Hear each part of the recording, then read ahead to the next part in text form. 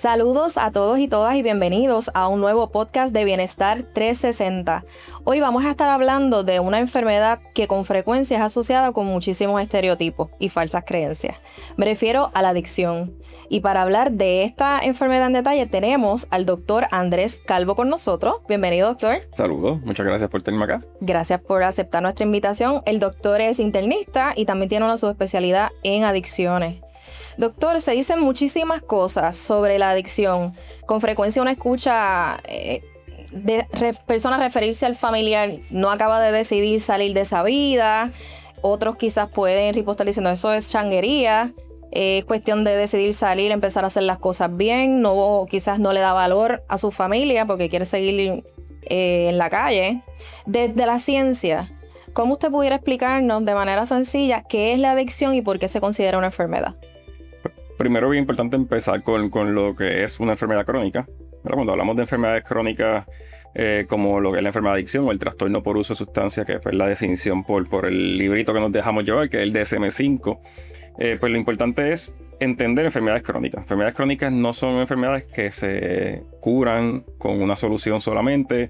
No es que la persona decide en un momento hacer un cambio de 0 a 100 y ya todo se cambia, ¿verdad? O todo se mejora. Quizás como el asma, la diabetes. Claro, como la diabetes tipo 2, como la obesidad crónica, como hasta el hipotiroidismo, otros cambios que tenemos patofisiológicos, ¿verdad? Que la persona sí se da recomendaciones y se va, ¿verdad? Uno va haciendo cambios de estilo de vida para mejorar. Pues la adicción es una bien parecida, pero una enfermedad que obviamente viene con algunas consecuencias por el consumo de sustancias, conducta y otras cosas que va cambiando prolongadamente algunas áreas del cuerpo. Específicamente, la adicción pues, afecta el cerebro. Y en el cerebro hay muchas partes. Lo más sencillo es, cuando hablamos de adicción, es el área prefrontal, la corteza y otras áreas que pues tienen que ver con la recompensa, con el control de impulso, con el control emocional, con la manera que las personas manejan el diario vivir que uno tiene, ¿no? Cuando uno consume sustancias, sea la que sea, ¿verdad? Opioides, alcohol, estimulantes, el THC o la nicotina, ¿verdad? El THC en cannabis o la nicotina en el tabaco, alucinógenos, cualquier otra, ¿verdad? Son muchas las sustancias que hay, pues van a ir cambiando algunas cosas, receptores y químicos en el cuerpo, ¿verdad? Y yo siempre le explico a los pacientes y a los familiares que es bien sencillo. El cuerpo siempre se balancea. El cuerpo siempre va a tener un balance, ¿verdad? Y eso lo que hace es que, como cualquier otra cosa, igual que cuando tenemos la glucosa alta por mucho tiempo, pues tenemos el riesgo a desarrollar diabetes tipo 2, porque el cuerpo tolera y hacemos tolerancia a la insulina. Pues lo mismo pasa con la sustancia. El consumo a largo plazo y en cantidades ya a riesgo, o ¿verdad? Moderado o severa, pues va a hacer que el cuerpo y el cerebro vaya cambiando y vaya adaptándose a eso, y cuando la persona trata de disminuir o dejar, ya es bien complicado porque tiene síntomas de retirada, porque ya esas partes del cerebro no están funcionando al mismo nivel que antes, o sea que pueden estar hipoactivas.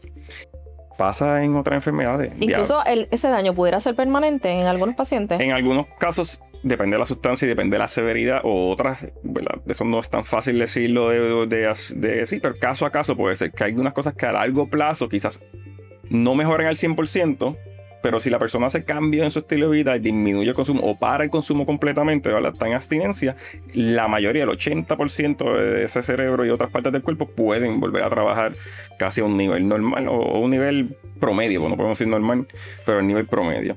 O sea que siempre cuando hablamos de esto es bien sencillo. Si lo comparamos a otras enfermedades crónicas, se parecen mucho. La diferencia es que obviamente pues, las adicciones por historia, por muchas cosas que han pasado en nuestras generaciones y desde los 60, pues se ha moralizado, se ha estigmatizado, se ha criminalizado una enfermedad, ¿verdad? En vez de verla como una enfermedad crónica, que si se le da el apoyo a la persona, si ayudamos a esos cambios de estilo de vida, a prevenir el consumo de sustancias, a disminuirlo o a llegar en abstinencia, esa persona puede mejorar mucho más que moralizando una enfermedad. Cuando usted menciona que el daño suele ser ya más crónico, ¿verdad? Y permanente cuando la persona está consumiendo a largo plazo, clínicamente, ¿cuándo se considera ya esta persona lleva consumiendo a largo plazo? ¿1 mes, 2 meses, 3 meses? Pues eso varía.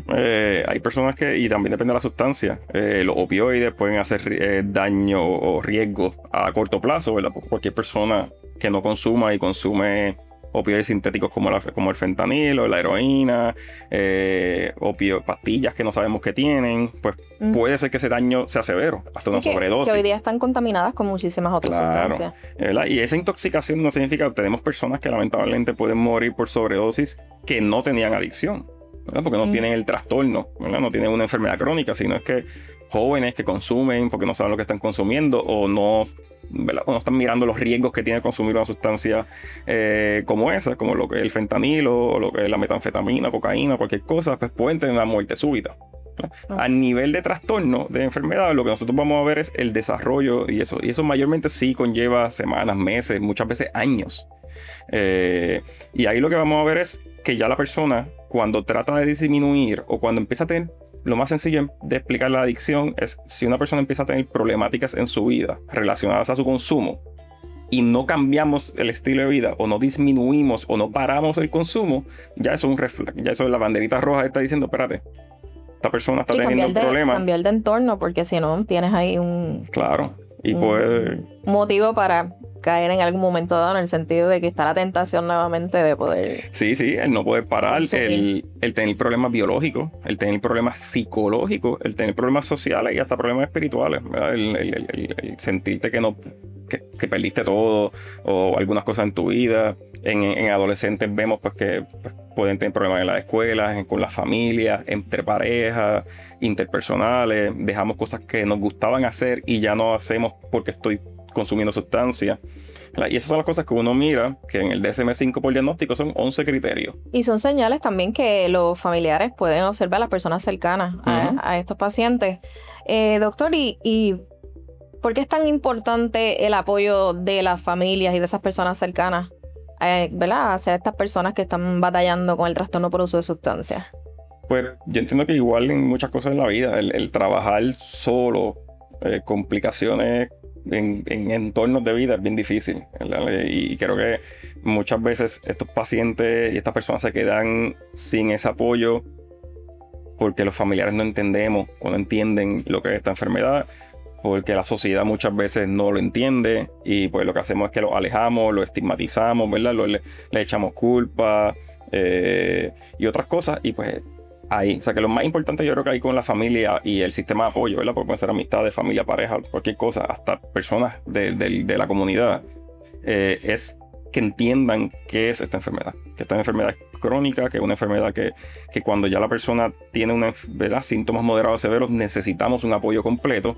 Y entre eso está el tratamiento, no solamente para la persona, sino para la familia y el sistema de apoyo. O sea, el entender qué cosas podemos hacer con la persona que tiene adicciones para apoyarlos en ese cambio de estilo de vida, en esa recuperación, en que, mira, esto no es tan sencillo como dejar la sustancia y ya, ¿verdad? Y muchas veces a los familiares que yo atiendo dentro de los pacientes que veo, pues muchas veces estamos acostumbrados a que tengamos pacientes, personas alrededor de nosotros con diabetes tipo 2, con problemas en el corazón, con colesterol alto, con la presión elevada, con todas estas enfermedades que tenemos alrededor en Puerto Rico que son bien comunes, y sabemos y le repetimos la pastilla, el paciente muchas veces no se las toma, no hace caso en primer al médico, al nutricionista y eso. Y como quiera, la familia está ahí para apoyarlo.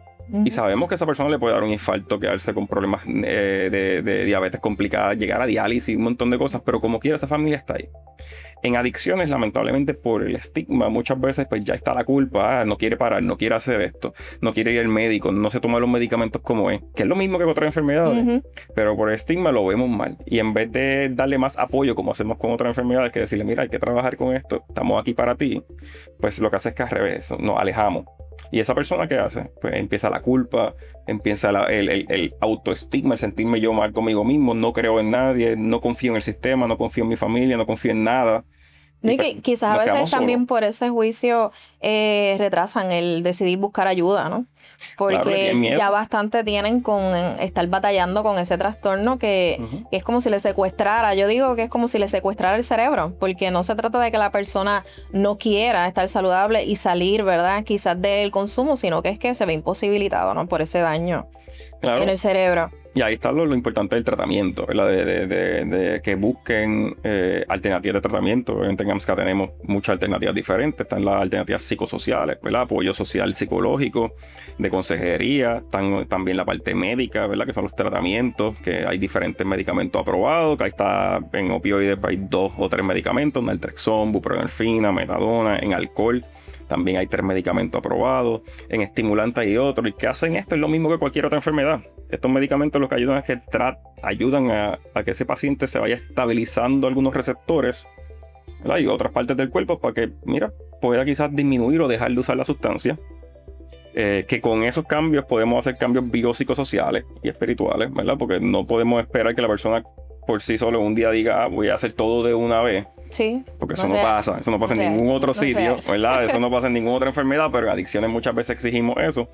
Y pues yo creo que el pensamiento es cómo apoyamos a esta persona a ir a buscar ese primer paso, a buscar esa ayuda, a que un profesional pueda explicarle qué es la enfermedad, que muchas veces sí es verdad que hay lo que se dice ambivalencia, que es el sí pero no, el que sí yo sé que me hace daño, pero pues no. Sí, que está en esa lucha ¿verdad? Por lo que le dice el cerebro, por decirlo de alguna manera. Sí, claro. Y eso es parte del consumo de la sustancia, ¿verdad? Es como una de las cosas también que se le explica mucho a las personas y a los familiares y pacientes, es que es rara la vez cuando una persona consume sustancia primera vez, continuamos el consumo porque nos gustó el efecto, ¿verdad? Es como los dulces de los niños. Tú comes chocolate. Sí, la persona recuerda el placer que sintió y dijo, espérate, hoy es un mal día, quiero volver a experimentar esto. Sí, y ahí pues... Claro, y no. Y tú, vuelve y consume. Exacto. Y no por la primera vez tú tenías una adicción. Tú tienes la repetición de una cosa que te gusta hacer. Que puede ser consumir sustancias, puede ser comer dulce, puede ser el sexo, puede ser el comportamiento a riesgo. Hay muchas cosas que nosotros repetimos por gusto, ¿vale? Y muchas veces el consumo empieza de esa manera. O también el consumo empieza de la manera de que esta sustancia me ayuda a disminuir otras cosas que no quiero tener. Pueden ser traumas. Pueden ser pensamientos. ¿Cuáles son esos factores que pudieran provocar que una persona comience a experimentar con sustancias y que incluso llegue a desarrollar el trastorno por uso de sustancias? Claro, dentro de lo que estábamos hablando, bien importante y que bueno que me pregunta eso, es cuando la persona comienza el consumo. Es bien diferente que un joven adolescente. Sí, una etapa de desarrollo. Claro, en la etapa de desarrollo empieza a consumir. Y estadísticamente son 80%, 8 de cada 10 personas con trastorno de sustancia a nivel crónico, ¿verdad? Moderado o severo, empezaron entre los 13 y 25 años. Wow. O sea que esa edad de 13 a 25 años, ahí es donde más nosotros tenemos que trabajar la parte educativa, preventiva del consumo, ¿no? ¿Por qué? Porque cuando empiezan a consumir a esa edad, ese cerebro todavía está desarrollando algunas áreas prefrontales, la amígdala, el hipocampo, esas son las que te dicen... esa es la parte del cerebro que trabaja las emociones también. Claro. Que a veces dicen, ay, pero está agresivo, o es que es un malcriado, es que tiene esa área del cerebro que no está funcionando en su estado óptimo, y más aún si está en esas edades de desarrollo. Claro, y las decisiones. A teenager, entre la adolescencia tú tomas decisiones a riesgo y no te das cuenta, te tiras de una piedra hacia el agua y tú piensas que eso va a llegar. Y eso es sin consumo de sustancia. No, por eso digo pero porque no está eso desarrollado. Sí. A los 30, 40 años tú miras para abajo y dices, esto es alto y me puedo dar en la cabeza. No me voy a arriesgar. Pues exacto. Pues lo mismo. Pues cuando consumimos sustancias, lo que hacen las sustancias es que también afectan ese desarrollo. No dejan que ese cerebro se desarrolle completamente. Y eso es lo que pone al riesgo a ese joven a consumir más cantidad por más tiempo prolongado, diferentes sustancias y que pueden traer pues, los trastornos. Otra cosa que estamos hablando es los traumas o sintomatología que puede traer una persona. No tiene que ser trauma, pero puede ser depresión. Yo pienso que todo el mundo tiene trauma. Claro. Unos tenemos más, unos menos, pero todos tenemos traumas. Sí, no, y los traumas lo define, ¿verdad? Cada persona define los traumas porque cada experiencia de vida es diferente acá, ¿verdad? No todos tienen la misma experiencia de vida. Pero, ¿cómo manejamos emociones o situaciones en la vida? Si una sustancia se convierte en el manejo de la emoción o de la situación, eso nos puede traer ¿verdad? Un consumo que sea más riesgoso. Y eso pasa muchas veces también hasta en pacientes con dolor. No necesariamente la primera opción es manejar el dolor con opioides, pero cuando lo manejamos, mira, quizás funciona, pero no hacemos otros cambios de estilo de vida. Y tú tienes jóvenes, féminas y masculinos que tienen problemas en su vida psicosocial o que cuando consumen como yo le digo muchas veces como que tapan, ¿verdad? Tapan esa parte de eso que no me gusta sentir. Y pues, eso a veces es más fácil que manejar la situación completa. Sí, por eso es que a veces dicen, me ayuda a no pensar exacto. Bueno, en lo que estoy viviendo, en lo que estoy enfrentando. Pero entonces, si el trauma, el estrés, experiencias de vida son factores que pudieran exponernos, ¿verdad?, a desarrollar un consumo y problemas de enfermedad de la adicción, pues entonces cualquier persona, debemos concluir que cualquier persona pudiera desarrollar este trastorno. Y sin embargo, somos bien fuertes a la hora de juzgar. No, yo creo que esto es como cualquier otra enfermedad crónica. Tú tienes los riesgos y la exposición y eso. Siempre se habla de la genética, ¿verdad? Que no lo hablé ahorita. Predisposición genética. Sí, pero mayormente la epigenética. No porque tú tuviste familiares que tengan adicciones, significa que tú vas a tener una. Eso no es así, ¿verdad? Pero si tienes familiares de primera o segunda generación, ¿verdad? Papá, mamá o abuelo o tío, ¿verdad? Y tú estás expuesto a temprana edad a la sustancia y al estilo de vida o a riesgo asociado, pues puedes desarrollar, claro. Es lo mismo cuando eso pasa con la obesidad, con la diabetes tipo 2. Porque si tienes familiares con eso... Sí, a veces uno escucha, tienes que cuidarte porque tus papás son diabéticos, como que come mejor porque después de cierta edad te puede explotar eso. Pues, no, y mayormente eso es también, pero también la exposición. Muchas veces ya en esas casas o en esos hogares, ya la ingesta de comida es más riesgosa que quizás una persona que no tiene eso, ¿verdad? Y lo mismo en sustancias.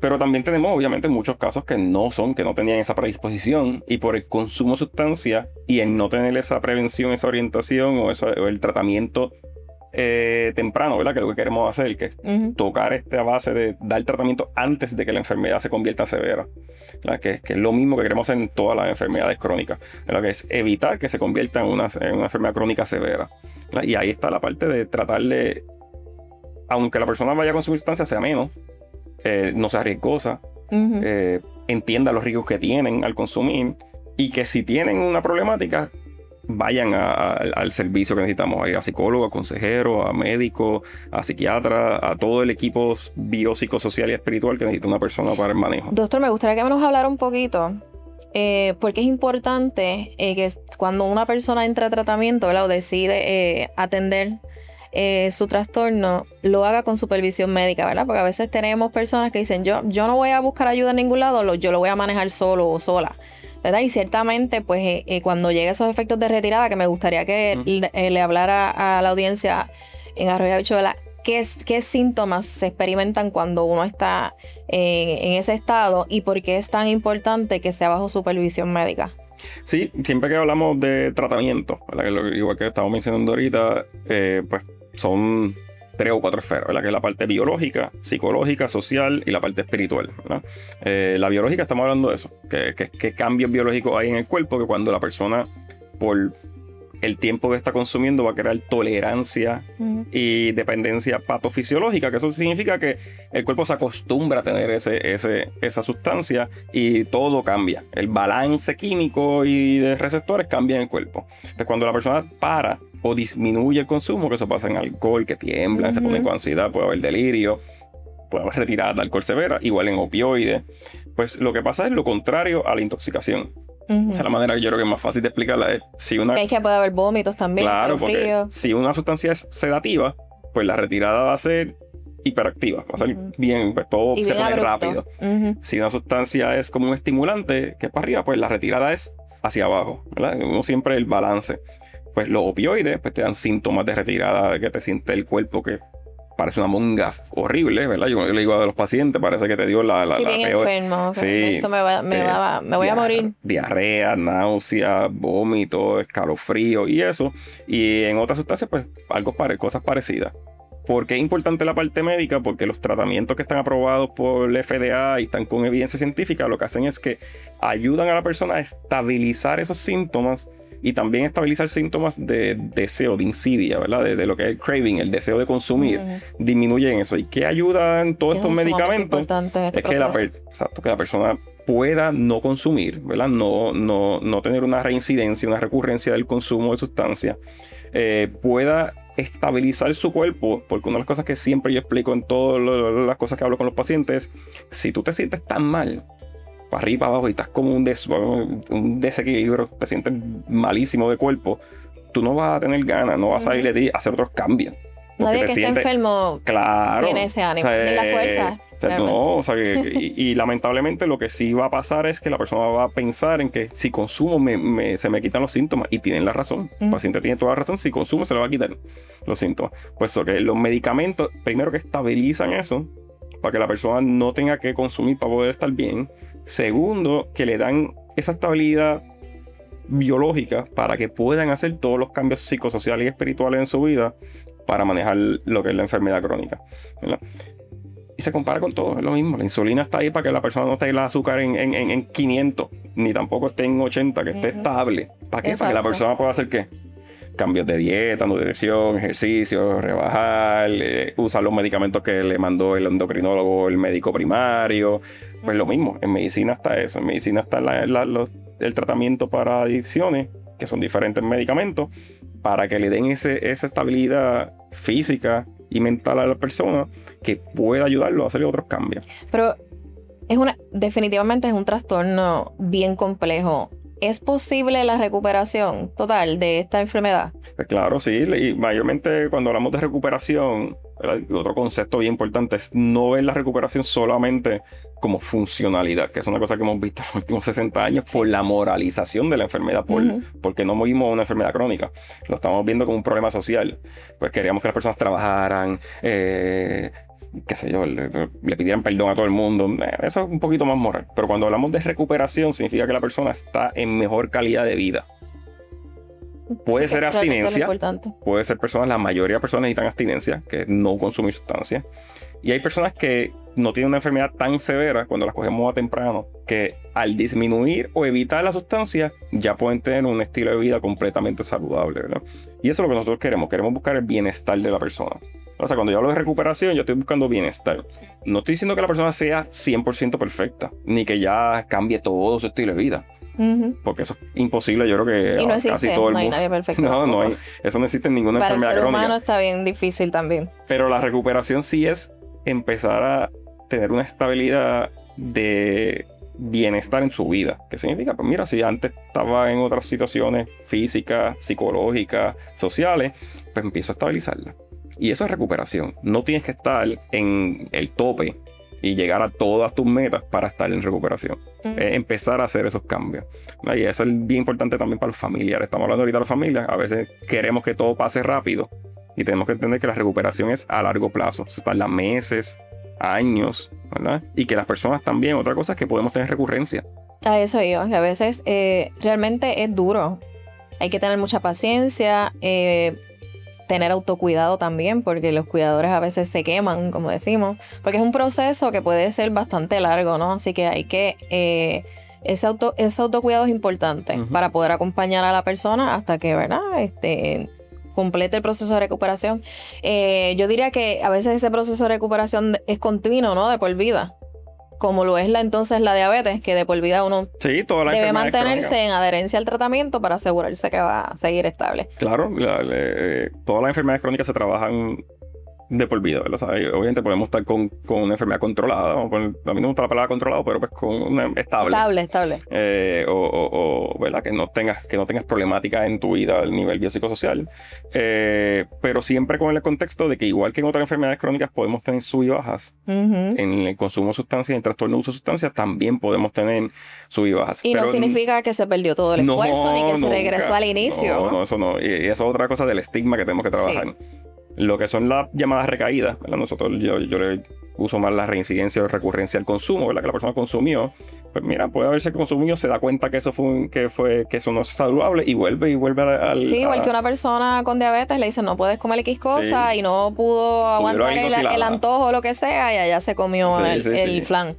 Exacto. O sea que por eso es bien importante ese contexto del estigma y de trabajar esto como una enfermedad crónica, trabajarlo como lo que es, ¿verdad? Y siempre apoyar a esa persona hacia que pueda tener un mejor bienestar en su vida. O sea que nada. Y lo otro es el estigma en las palabras. La persona no es un adicto, es una persona con adicción. ¿Verdad? Siempre hablar de persona, no de adjetivo hacia la persona, ¿verdad? No es adicto en este caso, no es un usuario así porque lo diga de una manera peyorativa. A veces escuchamos refiriéndose a que la persona volvió a consumir, está sucio. O no está limpio porque sucio, lleva 3 limpio. meses sin meterse, ¿verdad? Sucio. Exacto. Es totalmente peyorativo. Sí, imagínate que yo le diga sucio, yo sí, imagínate que yo le diga sucio, el paciente me salió con la azúcar en 300, porque no se está tomando los medicamentos como es, o porque se comió una comida que, pues no. Como él dice, mira, el laboratorio salió pues, en adicciones positivo o negativo, está en abstinencia o está en uso. ¿Verdad? La persona tiene una enfermedad crónica, que es la adicción o el trastorno por uso de sustancia. No es adicto a tecato ni esas palabras que utilizamos, ¿verdad? Y también la recuperación y lo que es el medicamento no son sustitutos, son medicamentos aprobados por ciencia para estabilizar como muchas otras cosas. Eso es bien importante porque a veces las personas piensan que está en tratamiento, eso es sustituir una droga por otra, y realmente lo dicen porque desconocen cómo funciona el medicamento, ¿verdad? Cómo viene a estabilizar al paciente. Doctor, ¿qué usted le diría a una persona que está en consumo de sustancias, quizás no está en esa etapa en la que ya solicitó ayuda, mirando esa cámara? Imagínense que lo está mirando. ¿Qué usted le diría a esa persona? Que hay muchas opciones, que lo primero es que no hay solamente un camino, ¿verdad? ¿Sabes? Sino que cada persona es individual y que el tratamiento debe ser centrado en la persona, o sea, que la persona que está buscando ayuda, no porque hayas ido 1, 2, 3, 4, 5 veces a tratamiento significa que falló, sino es que posiblemente no hemos encontrado quizás el tratamiento específico que necesita o la ayuda específica que necesita, y es eso. Y lo otro es que entendamos que esto es una enfermedad, que vamos a tener sub y baja, que vamos a estar, pero siempre vamos a querer buscar esa estabilidad a largo plazo, que no está solo, ¿verdad? Que hay gente, que hay profesionales, que obviamente estamos nosotros en AMSCA y otras organizaciones de comunidad y académicas que estamos para apoyar a estas personas. Y si es una persona que todavía no nos hemos dado cuenta que tenemos un trastorno, ¿verdad? Bien importante, si el consumo de sustancias te está trayendo algún tipo de problemática en tu vida, sea biológica, psicológica o social, pues significa que tenemos que hacer algún cambio. Posiblemente no ir a cero, pero sí buscar un cambio, ¿verdad? Es momento de buscar ayuda. Claro, esto es como cuando te sube la presión y dices tienes que hacer un chinchín de dieta o comer mejor. Pues es lo mismo, tenemos que cambiar. No, yo tengo que ir al médico a chequearme porque me he sentido rara. Sí, y que nada, y que no están solos, bien importante. Que hay muchas personas que quieren apoyar en esto, y que se puede. Que esto, igual que cualquier otra cosa, se puede mejorar, podemos hacer muchos cambios, y que como muchas otras cosas se dicen, mira, un paso a la vez. Esto no hay que salir corriendo, no hay que irnos de 0 a 100, sino es ir buscando esas herramientas que podemos tener en nuestra vida para mejorar nuestra calidad de vida, sea con la sustancia o sea sin la sustancia. Lo importante es mejorar nuestra calidad de vida paso a paso. Pues agradecida, doctor. Gracias. Esto es un tema muy complejo, así que lo vamos a estar llamando y tocando base con usted para seguir profundizando en el tema, pero muy agradecido con que haya podido estar con nosotros y nos educara un poco sobre esta enfermedad tan compleja. Y ya saben que la recuperación sí es posible siempre y cuando se reciba esos apoyos, esos tratamientos adecuados.